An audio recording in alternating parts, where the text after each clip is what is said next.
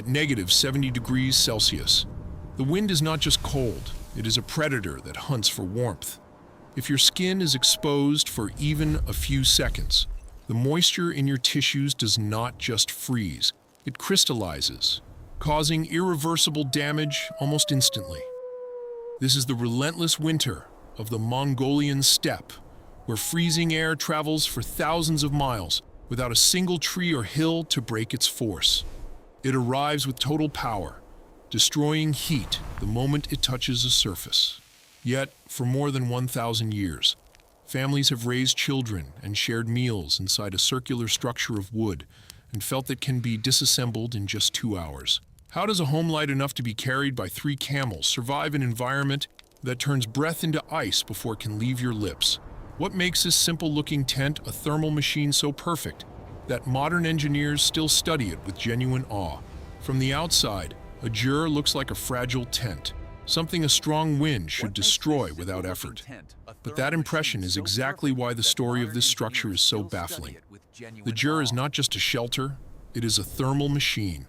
It is an engineering solution so precise that modern experts study it with genuine awe. Its design has remained unchanged for centuries, not because people were resistant to change, but because there was simply nothing left to improve. To understand why it works, you first have to understand the invisible enemies it is fighting. The winter of the steppe is a simultaneous attack from multiple physical fronts. First, the wind creates convective heat loss, which is the fastest and most lethal way to lose warmth. Second, the frozen ground beneath your feet steals heat through conduction. Finally, the very breath of the people inside introduces moisture that, if it freezes on the walls, can destroy the insulation and make it useless. In a region without trees, fuel is a precious resource.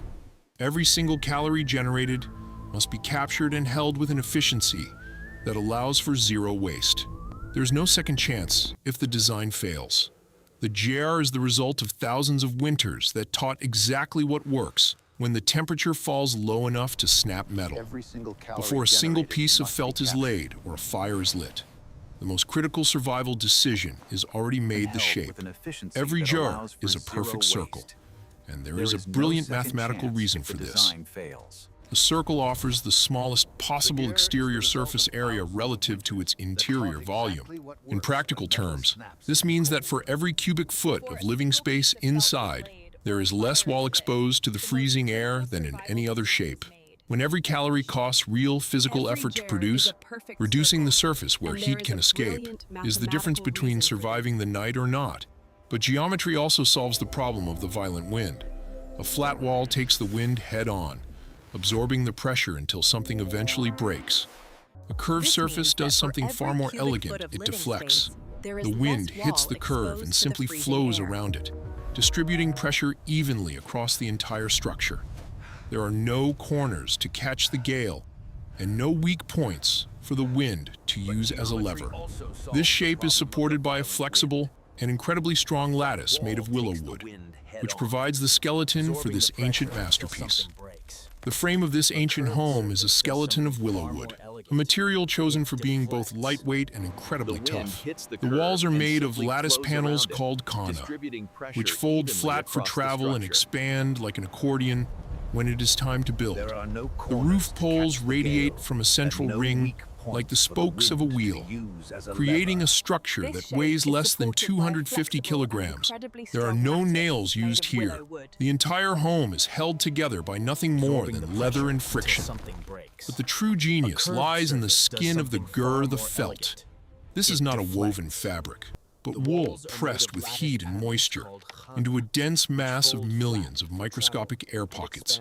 Since air is a poor conductor of heat, these pockets create a powerful thermal barrier. In the mild summer, 2 or 3 layers are enough. But when the deep winter arrives, the walls grow to 9 layers thick. This 15-centimeter shield provides insulation comparable to modern fiberglass. But with a capability synthetic materials struggled for decades to replicate it: breathes. The felt allows moisture from cooking and breathing to escape while keeping the heat trapped inside.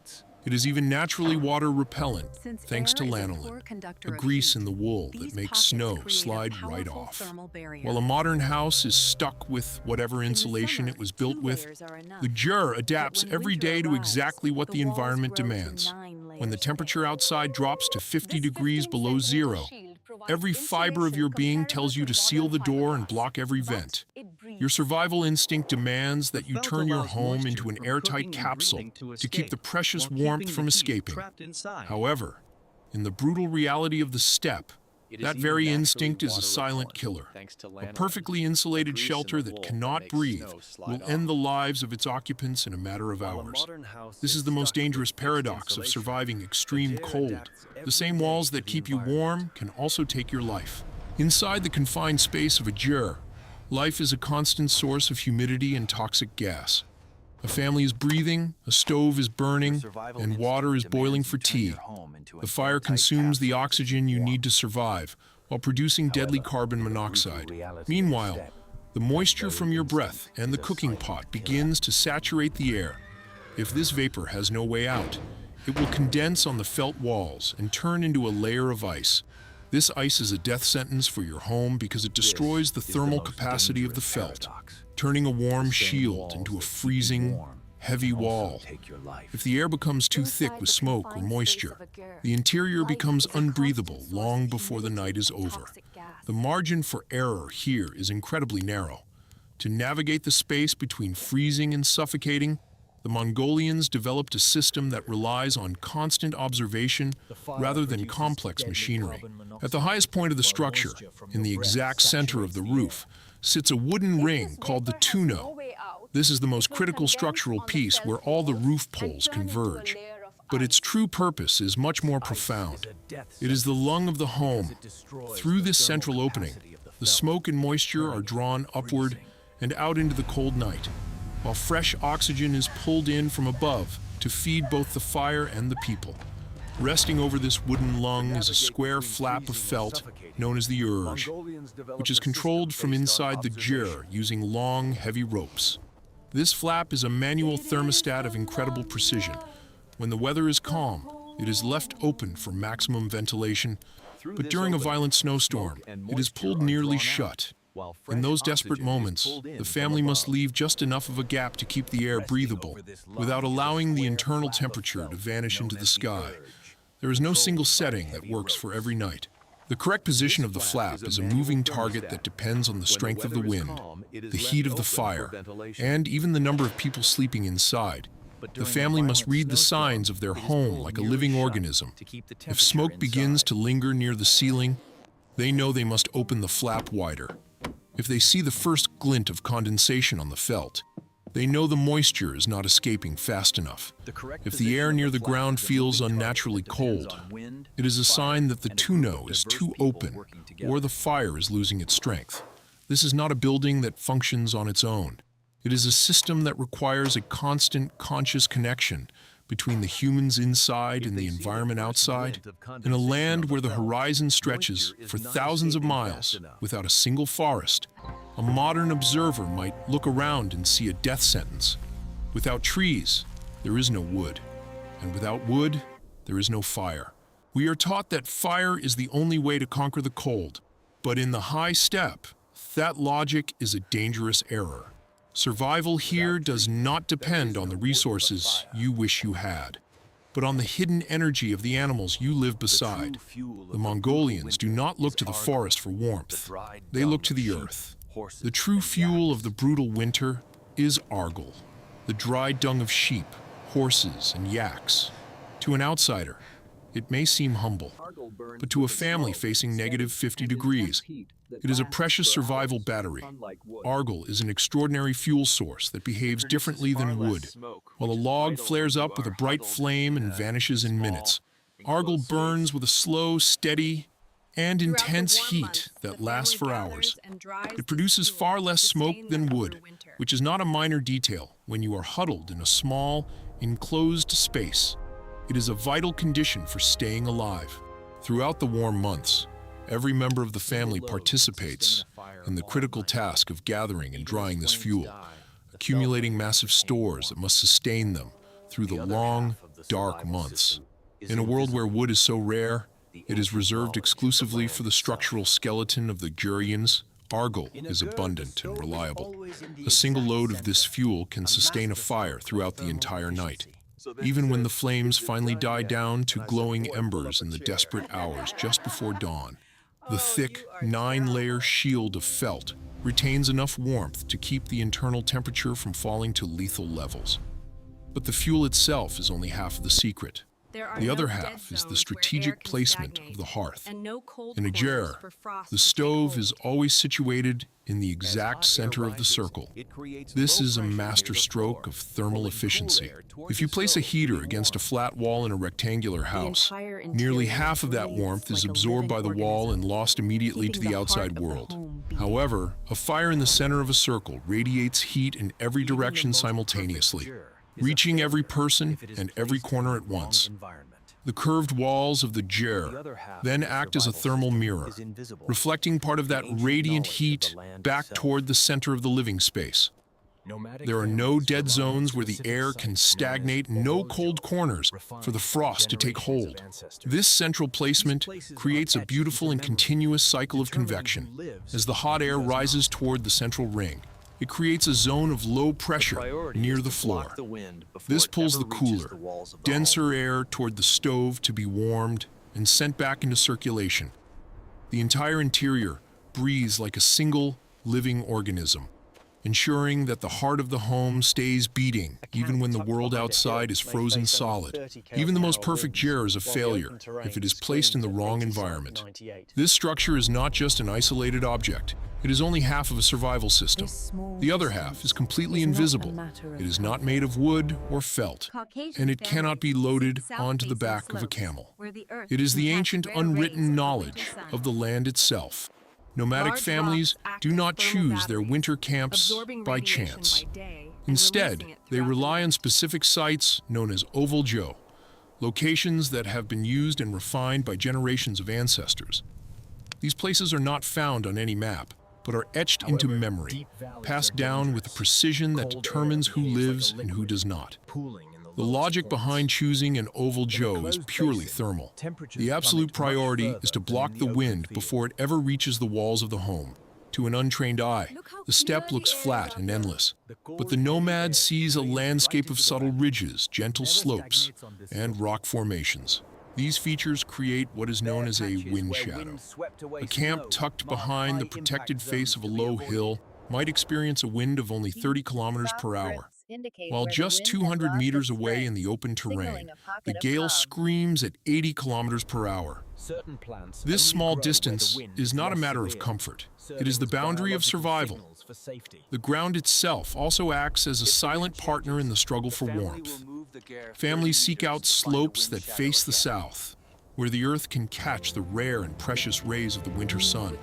Large rocks on these slopes act as thermal batteries, absorbing solar radiation during the short day and slowly releasing that heat throughout the long, frozen night. A Ger placed on this type of ground sits on a surface that is several degrees warmer than the surrounding area. In a world of negative 50 degrees, those few degrees are a gift the human body perceives with profound gratitude. However, the deep, low valleys are a dangerous trap. Because cold air is denser than warm air, it behaves like a liquid, flowing silently downhill and pooling in the lowest points of the landscape. In a closed basin, the temperature at the bottom can plummet much further than it does in the open field. Experienced families avoid these narrow valley floors. They prefer the middle of a slope, where the heavy cold air can drain away without stagnating, or wide valleys that allow the wind to keep the air moving. Even the snow and the plants tell a story that the nomad must learn to read. Bare patches of earth where the wind has swept away every flake are markers of high-impact zones to be avoided. Deep, soft drifts indicate where the wind has lost its strength, signaling a pocket of relative calm. Certain species of plants only grow in microclimates, where the wind is historically less severe. The presence of these plants is a biological signal that the conditions here are marginally less brutal. If the wind changes direction for too long, the family will simply pack up the Ger and move it 30 or 40 meters to find the wind shadow once again. This ability to move with the climate, rather than stubbornly resisting it, is the ultimate secret of the steppe. The true brilliance of the Ger is its ability to move in harmony with the climate, rather than stubbornly fighting against it. While a fixed building of stone or brick cannot be repositioned when the wind shifts or the snow piles too high, a Ger can be dismantled and relocated in just a few hours. This mobility is not a sign of transience or limitation. It is a profound strategic advantage that has allowed humanity to inhabit one of the most hostile regions on Earth. The entire survival system is composed of three essential pillars: the physical structure of the Ger, the specific terrain it occupies, and the ancient, invisible knowledge of how these two elements interact.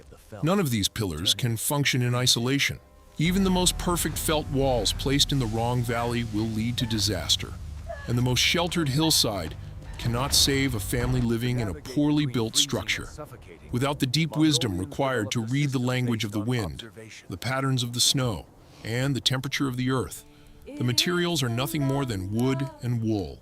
Even in our modern world, nearly half of the population of Mongolia continues to live in these ancient homes. This is not a choice made out of simple tradition or a resistance to technological change. It is a practical reality born from the fact that modern alternatives have been tested and found lacking in this extreme environment. When contemporary engineers study the ventilation, the weight distribution, and the thermal behavior of the Ger under extreme wind, they arrive at the same conclusion reached by nomadic families centuries ago. This design has no flaws that can be corrected because it has already reached the exact balance that this brutal environment demands. This masterpiece of engineering was not the result of a single moment of individual genius or a lone inventor. Instead, it was the crushing pressure of 1,000 winters that did not forgive a single mistake. Over 10 centuries, the cold acted as a relentless sculptor, removing every feature that was inefficient and leaving behind only the perfect form. The Ger is what remains when the frost has eliminated every weakness. It is a testament to human resilience and the power of living as part of an ecosystem rather than trying to conquer it.